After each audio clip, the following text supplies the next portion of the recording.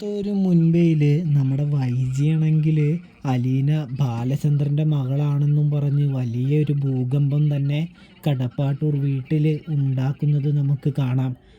നമ്മുടെ വൈജ അമ്മയോട് പറയുന്നുണ്ട്, നിങ്ങളോടൊക്കെ ഞാൻ പണ്ടേ പറഞ്ഞത് അയാൾ ശരിയല്ല എന്ന്.